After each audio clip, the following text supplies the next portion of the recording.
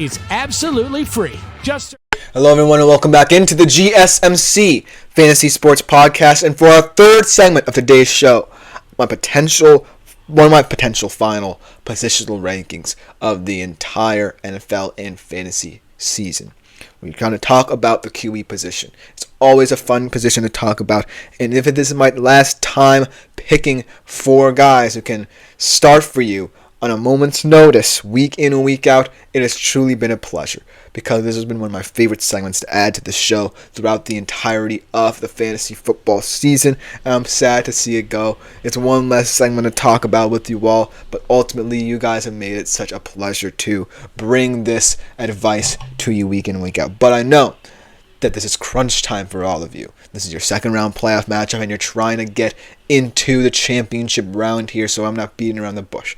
These are four of my best guys, and I feel like, going forward, these are four guys who could define the future of the position in terms of a fantasy perspective.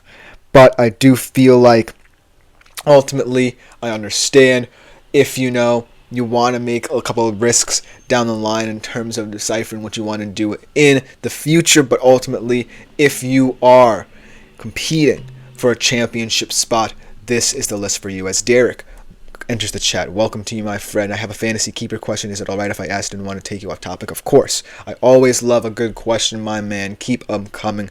But without further ado, let us jump into, while Derek is typing out his question, our first ranking here for this week. Oh, sorry, wrong graphic. Josh Allen going up against the Patriots. I mean, come on. This is easy stuff. The guaranteed start of guaranteed starts for anyone in the fantasy postseason. 41.28 fantasy points against what many thought was the best team in the NFL at that point, the Detroit Lions, on the road, mind you, after doing the similar thing to the Rams defense a couple weeks ago.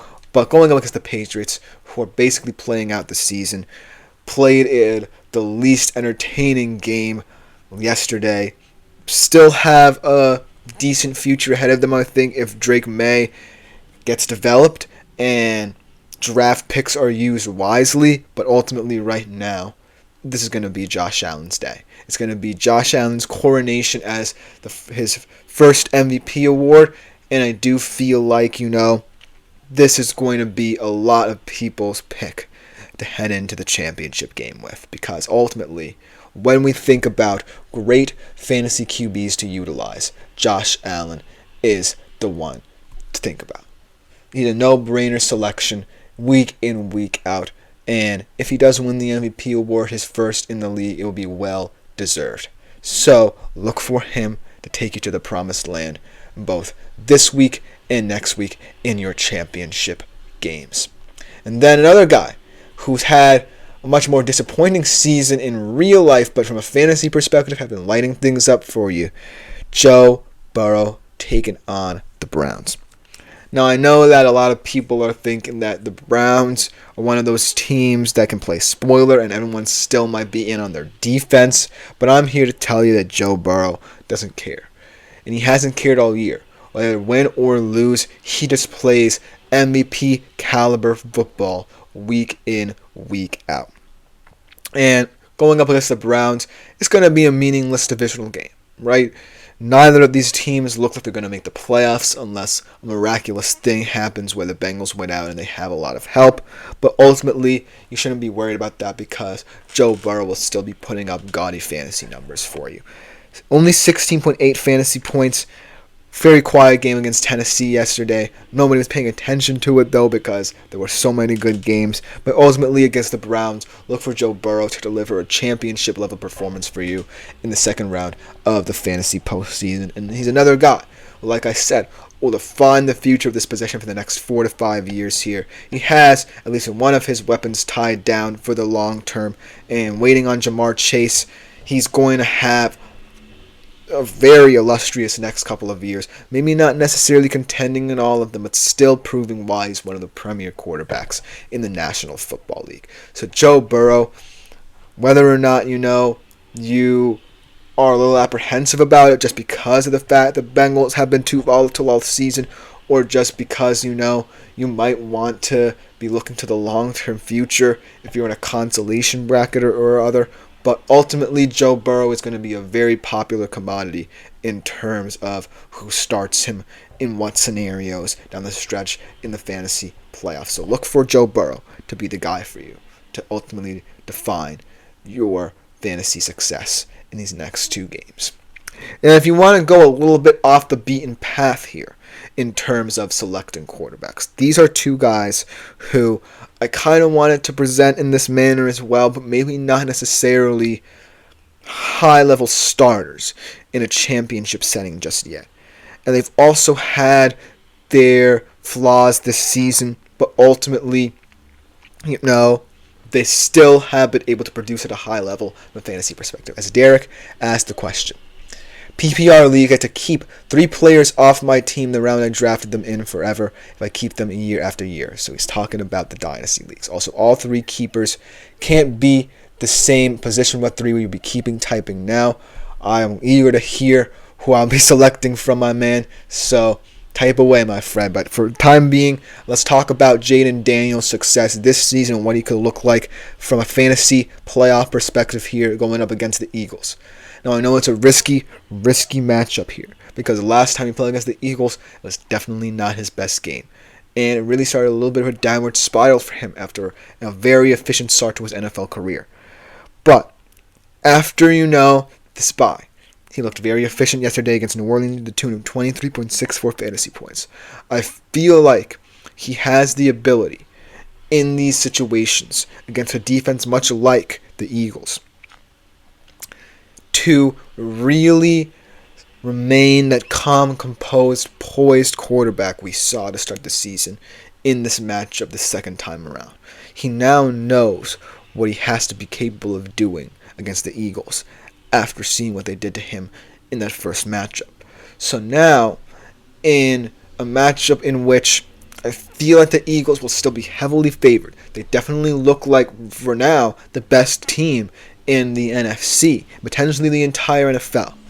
But Jaden Daniels, I feel like, has proven that in big moments he can prove to be unflappable, and this is his biggest moment yet. And this could also be to save their playoff lives, because looking at the NFC wildcard race, potentially, Seattle might slip in the NFC West, but if they win enough games, they could usurp the Commanders as the second wild card. So the Commanders want to keep their noses above water in terms of the wildcard race as well. So look for Jaden Daniels to be hyper motivated by that as well, because I feel like, this Commanders team has the big play potential, but it also has the ability to just dink and dunk down the field, which very few teams have.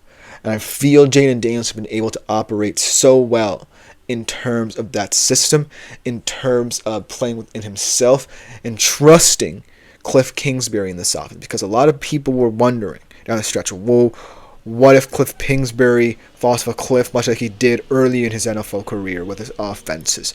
I don't necessarily see it. And while they could have definitely closed out that game against New Orleans a little bit sooner yesterday, I still feel that Jaden Daniels got back to what he did best. Not force the issue, protect the football, and ultimately win the game. And so that's why Jaden Daniels this season has been so pivotal to a lot of people's success in fantasy. Because a lot of people were thinking that he wasn't even going to be the rookie quarterback to really take the fantasy world by storm. A lot of people thought he would have a little bit of an adjusting period to the NFL. Because of what Cliff Kingsbury has done, and because of his belief in him, I feel like Jaden Daniels become a very hot commodity. Whether you think of that in your fantasy championship or in your fantasy playoffs thus far, I'm not necessarily certain it will be enough to usurp your QB1. But still, thinking about what he's done this season, thinking about his efficiency and thinking about his long-term future for that matter, from a fantasy perspective, really sheds light on what he's achieved this season and how far along he already is in his development in this league. So that's why I have to pinpoint Jaden Daniels, even though he would be a little bit more of a risky pick in a second round or championship level matchup here for you in a fantasy perspective. And then last but not least, this guy, a lot of people were very hyped about to start this season. And I feel like a lot of people expected him to really take the fantasy world by storm and kind of become one of the faces of fantasy at the very least by the end of the season. Kind of slowed down a little bit as Derek enters the chat, but I do want to finish off my QB rankings, and then we'll get to your comment before the break, Derek. Kyler Murray. And I feel like these last couple of games, yes, are an easy slate for him, but they'll also determine how people think about him in the future. Because if it's just a humdrum game where the Cardinals play their usual style of football and it's more ball control and reliance on Kyler to win games, then maybe a lot of people will be justified in not necessarily looking highly on Kyler Murray in the next couple of years in a fantasy perspective. But I still think that Kyler Murray this season has done enough to warrant consideration for these types of matchups. You might not be too comfortable doing it, but ultimately in these easier games down the slate for the Cardinals, look for him to continue to prove why he is still an elite quarterback from a fantasy perspective. But I do want to get to Derek's comment here before the break. Now, if I heard correctly, he got to keep 3 players on his team the round I drafted them in forever, and they cannot be at the same position. So here they are. CeeDee Lamb was picked in the 3rd round. Alvin Kamara picked in the 7th round. Trey McBride, Ladd McConkey, Garrett Wilson, or BTJ, Brian Thomas Jr.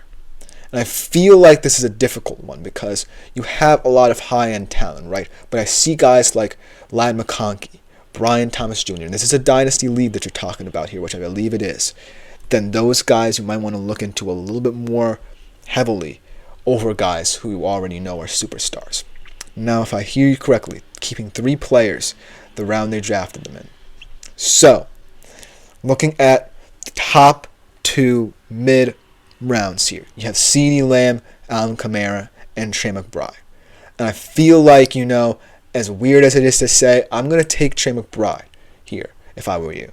I feel like, CeeDee is in a situation where he might have to be the man a little bit too much for me to really enjoy what he can be for the Cowboys. And Alvin Kamara, he's just in a very bad situation there in the Saints. They really don't know what their future holds for them, and Alvin Kamara is getting up there in age, remember. So if I were you, I would pick the young, exciting tight end. As Derek was saying, I was thinking keeping CeeDee, BDJ, and Trey McBride so they can't go all 3 wide receiver keepers. Well, I will say out of these top to mid players here, in the top rounds, Trey McBride looks the most appealing. Then if I were you, I would actually go BTJ, and then, that would be a difficult one because I would have to say, if it were up to me, Trey McBride, BTJ, just because he feels like he's in a situation where Jacksonville should improve over these next couple of years.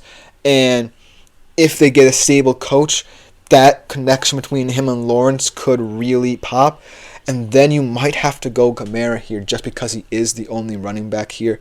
It's just a very weird situation now that I think about it because of all the receivers. But I feel like BTJ, Trey McBride are your young foundation, and you just have to hope that Alvin Kamara can either go to a situation much like Saquon and Derrick Henry are in now and rejuvenate his career, or the Saints can kind of get it together and figure out what they want to be these next couple of years. But that's just my opinion.